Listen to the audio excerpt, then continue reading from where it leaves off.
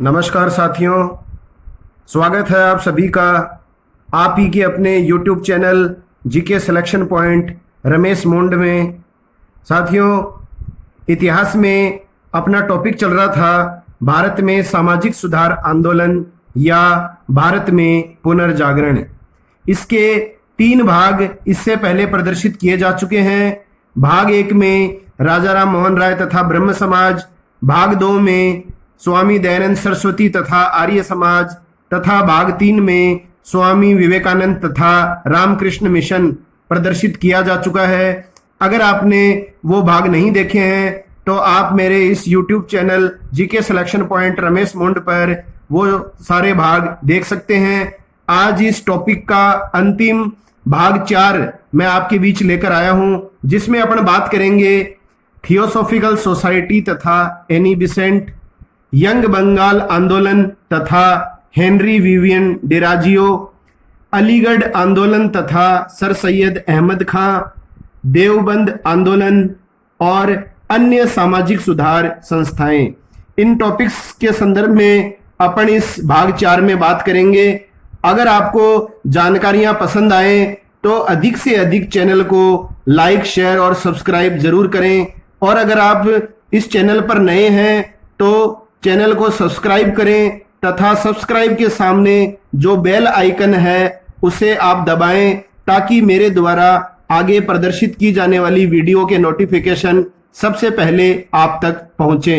और ये जो वीडियोस मैं प्रदर्शित कर रहा हूं ये सभी प्रतियोगी परीक्षाओं के लिए उपयोगी हैं। और भारत में सामाजिक सुधार आंदोलन का जो ये अध्याय है ये कक्षा 8 से 12 तक के विद्यार्थी भी जरूर देखें। तो चलिए शुरू करते हैं आज की वीडियो। सबसे पहले है भाग 4 में थियोसॉफिकल सोसाइटी। थियोसॉफिकल सोसाइटी की स्थापना 1875 में 2 व्यक्तियों के द्वारा की गई थी। साथियों, इन दोनों व्यक्तियों के नाम ही आपको याद होने चाहिए, मैडम ब्लातवत्स्की तथा कर्नल अलकाट। तो थियोसॉफिकल सोसाइटी की स्थापना किस वर्ष हुई? 1875 में। किन के द्वारा की गई? मैडम ब्लातवत्स्की तथा कर्नल अलकाट के द्वारा। और किस स्थान पर की गई थी? अमेरिका के न्यूयॉर्क स्थान पर। तीनों प्रश्न परीक्षाओं में पूछे जाते हैं। थियोसॉफिकल सोसाइटी का उद्देश्य देखिए, आप ध्यान में रखिएगा। इस सोसाइटी का उद्देश्य था सभी प्राच्य धर्मों का तुलनात्मक अध्ययन करना। तो सभी प्राच्य धर्मों का उनके तुलना के आधार पर सभी प्राच्य धर्मों का अध्ययन करना, यह इस सोसाइटी का उद्देश्य था। इस सोसाइटी ने हिंदू धर्म को विश्व का सर्वाधिक गूढ़ तथा आध्यात्मिक धर्म माना। इस सोसाइटी ने जाति पाति संप्रदाय या लिंग भेद किए बिना भारतीयों में राष्ट्रीय गौरव की भावना विकसित की। तो इस सोसाइटी के संदर्भ में यह कथन मोस्ट इंपोर्टेंट है कि इसका उद्देश्य आपको पूछा जाता है सभी प्राच्य धर्मों का तुलनात्मक अध्ययन करना। इसके द्वारा इस सोसाइटी ने जो है वो हिंदू धर्म को विश्व का सर्वाधिक गूढ़ तथा आध्यात्मिक धर्म माना। इसके अलावा इस सोसाइटी ने जाति पाति संप्रदाय या लिंग भेद किए बिना भारतीयों में राष्ट्रीय गौरव की भावना को विकसित किया। अब देखिए अडियार मद्रास, ये जो स्थान है अडियार, इसके संदर्भ में अपन बात करेंगे। 1882 में थियोसॉफिकल सोसाइटी का भारत में अंतरराष्ट्रीय कार्यालय खोला गया। तो ये वेरी वेरी इंपॉर्टेंट प्रश्न है। प्रश्न आता है थियोसॉफिकल सोसाइटी का भारत में कार्यालय या मुख्यालय कहाँ स्थापित किया गया? तो इसका स्थापित किया गया था कार्यालय अडियार स्थान पर। तो ये इंपॉर्टेंट स्थान है अडियार। अब देखिए 1888 में एनी बिसेंट इस सोसाइटी की अध्यक्ष बनी। तो थियोसॉफिकल सोसाइटी की अध्यक्ष एनी बिसेंट कब बनी? 1888 में बनी थी। और 1893 में जो है एनी बिसेंट भारत आई थी। तो 1893 में एनी बिसेंट भारत आई थी। और 1907 में कर्नल अलकाट की मृत्यु, कर्नल अलकाट जो इसके संस्थापक थे, इनकी मृत्यु के बाद एनी बिसेंट इस सोसाइटी की स्थायी अध्यक्ष बन गई थी। अब देखिए एनी बिसेंट के बारे में आप 2-3 एक बात जरूर ध्यान में रखिएगा। इनका जो जन्म हुआ था वो 1 अक्टूबर 1847 को हुआ था लंदन में, मध्यम वर्गीय परिवार में। और ये आयरिश मूल की थी, तो आयरलैंड से संबंध रखती थी एनी बिसेंट। मोस्ट इंपोर्टेंट है, जन्म स्थान लंदन और किस मूल देश की थी? तो आयरलैंड की। 1916 में होम रूल लीग की स्थापना की गई थी एनी बिसेंट के द्वारा। 1917 में भारतीय राष्ट्रीय कांग्रेस की अध्यक्ष बनी।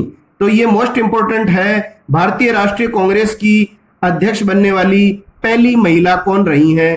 तो पहली महिला रही हैं एनी बेसेंट। 1917 के अधिवेशन की इन्होंने अध्यक्षता की थी जो कलकत्ता में आयोजित किया गया था। इसके अलावा एनी बेसेंट ने 2 पत्रिकाएं भी प्रकाशित की थी, न्यू इंडिया और कॉमनवेल्थ। ये दोनों परीक्षाओं में पूछी जाती हैं, न्यू इंडिया या कॉमनवेल्थ, ये किसके द्वारा प्रकाशित पत्रिकाएं थी? एनी बेसेंट के द्वारा। और 20 सितंबर 1933 को अडियार स्थान पर जो है इनकी मृत्यु हो गई थी। तो ये तथ्य हैं जो परीक्षाओं में कई बार पूछे जाते हैं।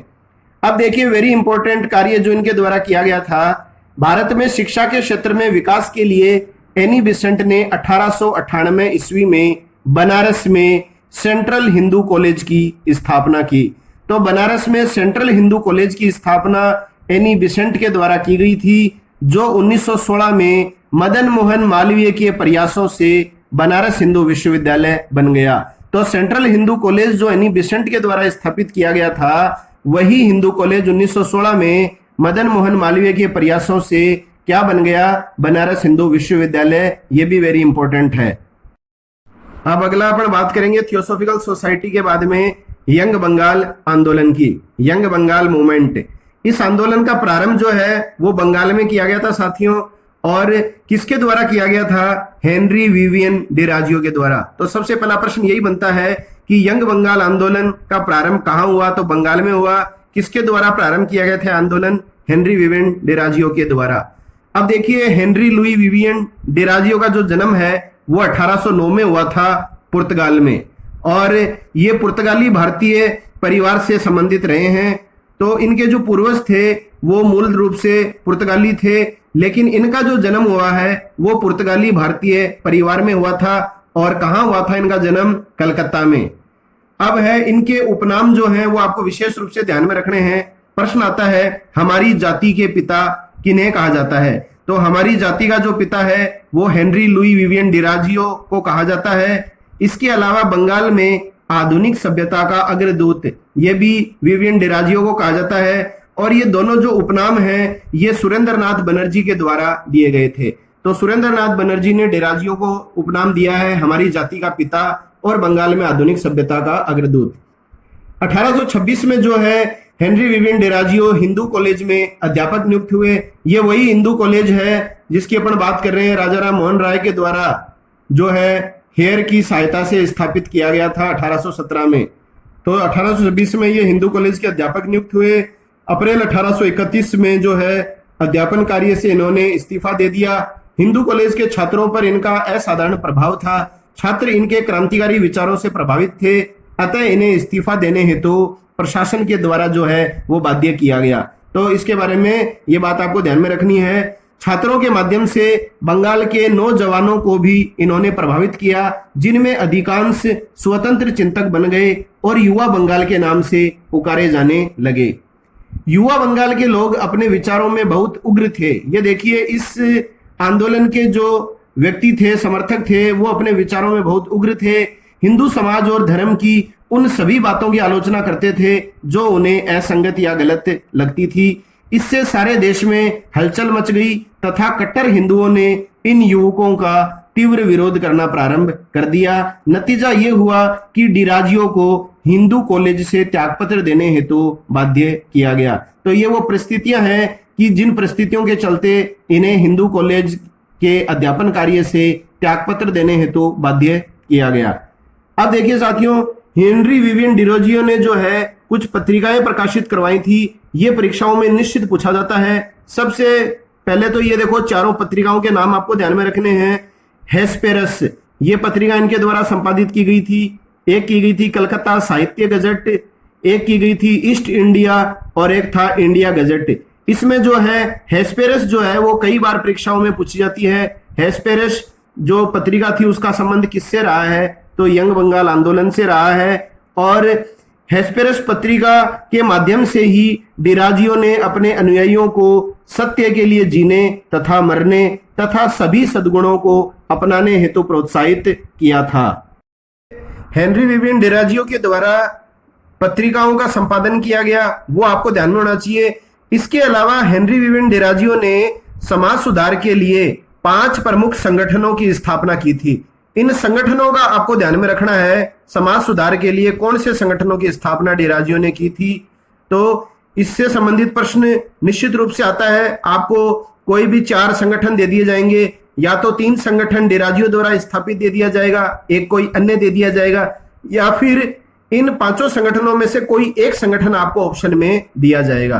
तो 5 प्रमुख संगठन जो इन्होंने स्थापित किए उनमें था academic association, Anglo Indian Hindu association, society for the acquisition of general knowledge, बंग हित सभा और डिबेटिंग क्लब। इसके अंदर देखिए साथियों, ये 5 संगठन जो हैं, इनमें सबसे इंपॉर्टेंट जो पूछा जाता है, ये पूछा जाता है सबसे पहला जो है एकेडमिक एसोसिएशन।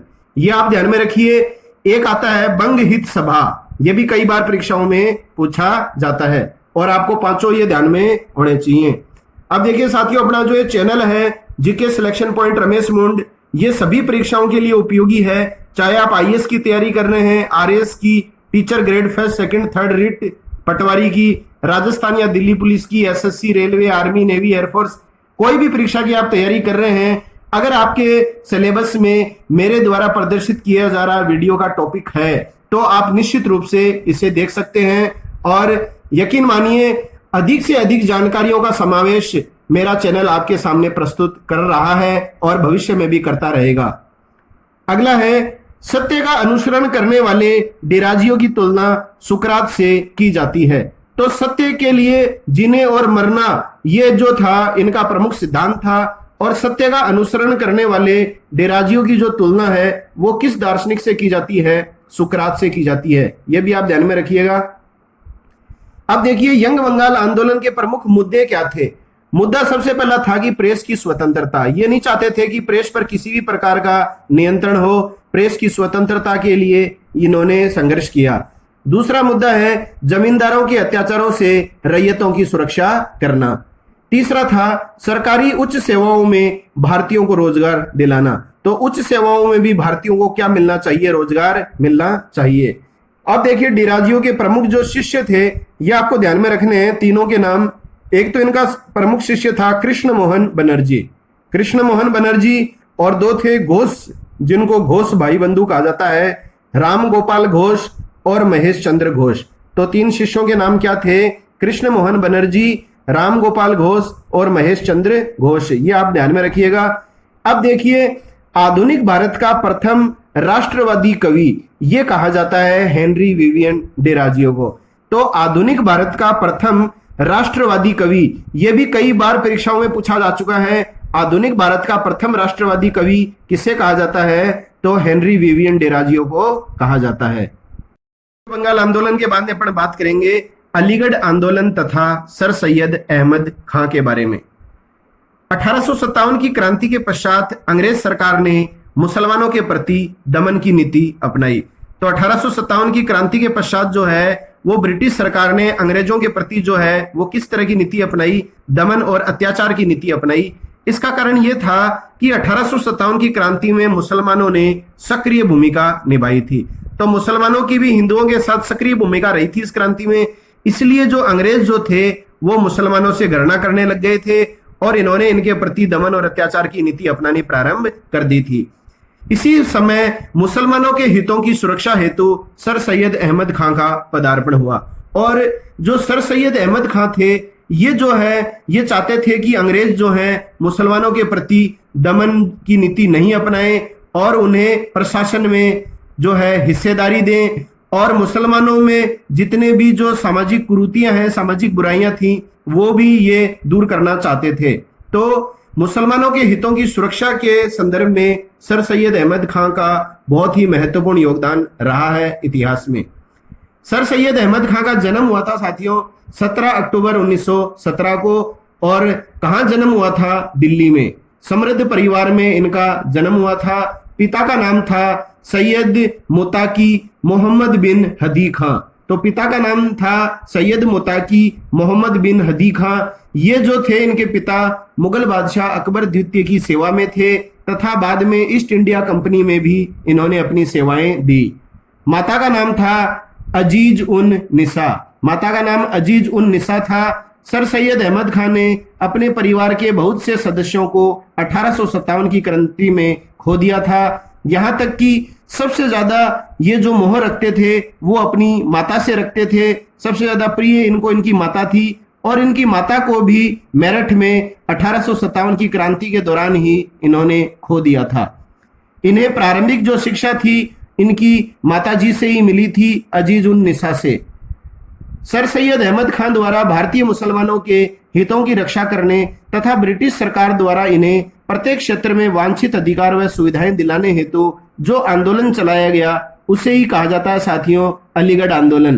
तो अलीगढ़ आंदोलन क्या था? भारतीय मुसलमानों के हितों की रक्षा करना और ब्रिटिश सरकार के द्वारा उन्हें हर क्षेत्र में वांछित अधिकार और सुविधाएं दिलाना। इसके लिए जो आंदोलन सर सैयद अहमद खान ने चलाया उसको कहा जाता है अलीगढ़ आंदोलन।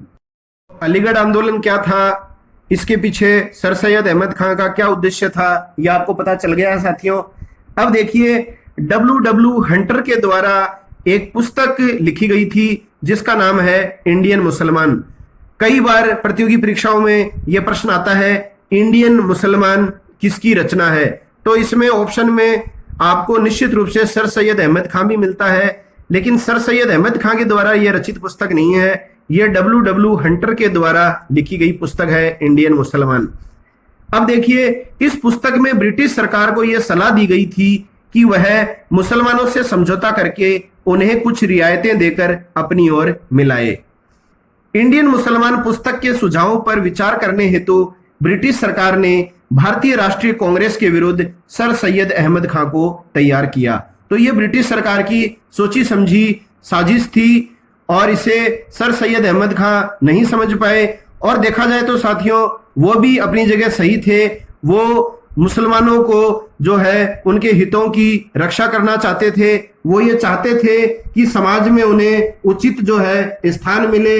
इसके अलावा जो है भारतीय मुसलमानों को जो सुविधाएं मिल रही थीं वो हिंदुओं की तुलना में कम आंकी जा रही थीं। तो ये सभी जो है सुविधाएं मुसलमानों को सर सैयद अहमद खान निश्चित रूप से ब्रिटिश सरकार से दिलाना चाहते थे।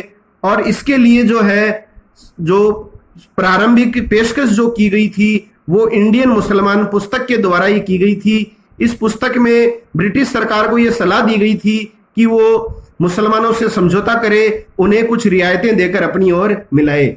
और ब्रिटिश सरकार ने इस पुस्तक के सुझावों पर विचार करते हुए क्या किया, भारतीय राष्ट्रीय कांग्रेस के विरुद्ध में किस व्यक्ति को तैयार किया, सर सैयद अहमद खान को।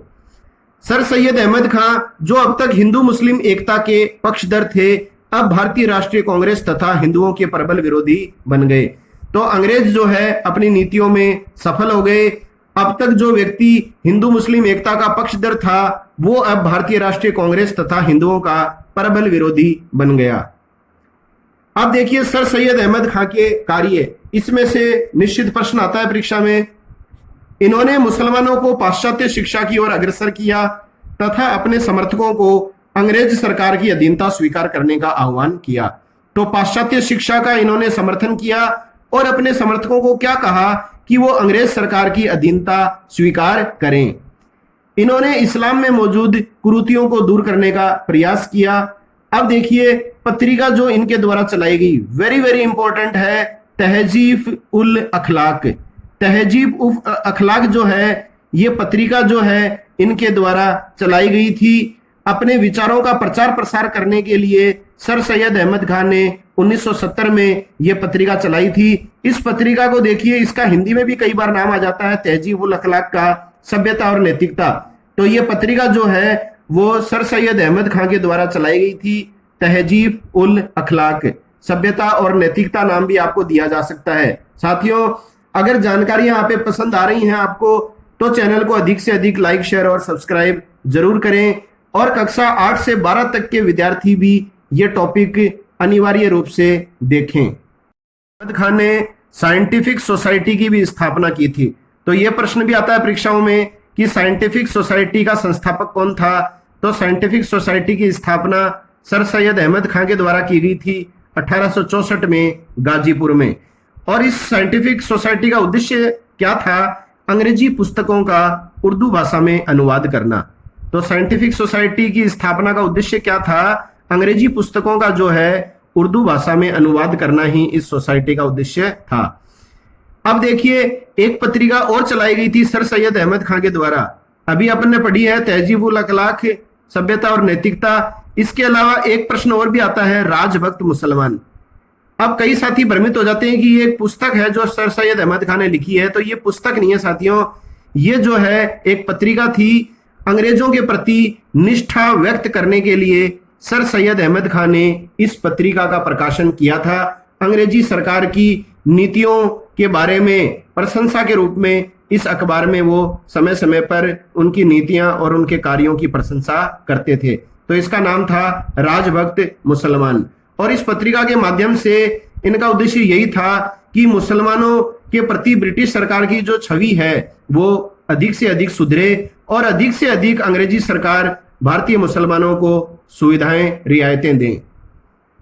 अब देखिए, एक एसोसिएशन की स्थापना की गई थी सर सैयद अहमद खान के द्वारा, वो है देशभक्त एसोसिएशन।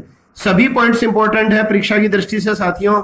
देशभक्त एसोसिएशन, बनारस के राजा थे शिव प्रसाद, इनके साथ मिलकर सर सैयद अहमद खान ने इस एसोसिएशन की स्थापना की थी।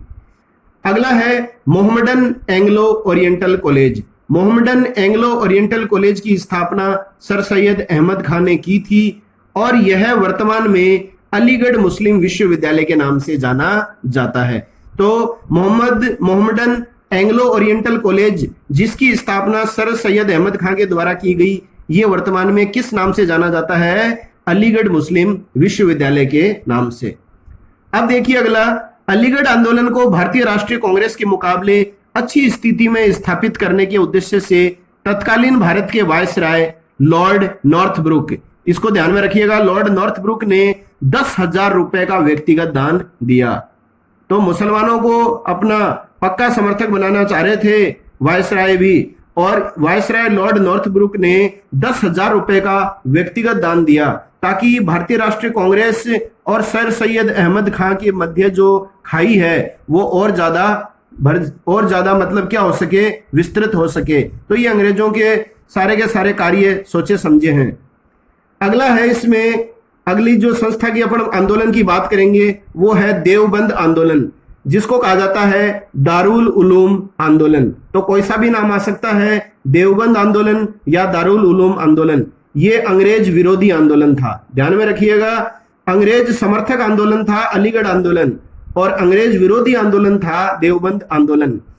तो 1867 में देवबंद उत्तर प्रदेश में यह आंदोलन 2 व्यक्तियों ने प्रारंभ किया था, मोहम्मद कासिम ननोतवी और रशीद अहमद गंगोही। ये दोनों नाम आपको ध्यान में रखने हैं, कोई सा भी नाम परीक्षा में पूछा जा सकता है। मोहम्मद कासिम ननोतवी और रशीद अहमद गंगोही, इन दोनों के द्वारा देवबंद उत्तर प्रदेश में यह आंदोलन प्रारंभ किया गया था। अब देखिए, इन दोनों ने देवबंद में इस्लामी मदरसों की स्थापना की थी, यह आपको ध्यान में रखना है। और इन मदरसों की स्थापना का उद्देश्य क्या था? कुरान व हदीस की शुद्ध शिक्षा का प्रसार करना तथा विदेशी शासन के खिलाफ जिहाद का नारा बुलंद करना। देवबंद आंदोलन में जो लोग शामिल थे वो सर सैयद अहमद खान के प्रति घृणा की भावना रखते थे। तो घृणा की भावना क्यों रखते थे? आपको पता है, इस आंदोलनकारियों के विपरीत सिद्धांत थे और सर सैयद अहमद खान के अलीगढ़ आंदोलन के जो सिद्धांत थे वो इसके विपरीत थे। अब देखिए, देवबंद आंदोलन के समर्थकों में शिवली नुमानी ये प्रमुख था और ये अरबी और फारसी का विद्वान था। तो शिवली नुमानी जो है उनका संबंध किस आंदोलन से रहा है? तो उनका संबंध रहा है देवबंद आंदोलन से। अगला है धार्मिक व सामाजिक सुधार संबंधी अन्य बिंदु। अब देखिए, जो बच गया था इस टॉपिक में कुछ बिंदु, उनको मैं लेकर आया हूं आपके सामने। धर्म सभा की स्थापना, तो धर्म सभा की स्थापना पूछी जाती है, 1830 में हुई थी, राधाकांत देव ने की थी। और ये धर्म सभा जो थी एक प्रकार से रूढ़िवादी संस्था थी। इस संस्था के लोग सामाजिक धार्मिक स्तर को यथा स्थिति में बनाए रखने के समर्थक थे। ये चाहते थे कि जैसी सामाजिक धार्मिक स्थिति चल रही है उसी तरह से चलती रहे, इसमें कोई यथासंभव परिवर्तन ना हो। अगला है देव समाज और वेद समाज। दोनों परीक्षाओं में आई बार पूछे जाते हैं, सुमेलित करने की दृष्टि से भी आता है।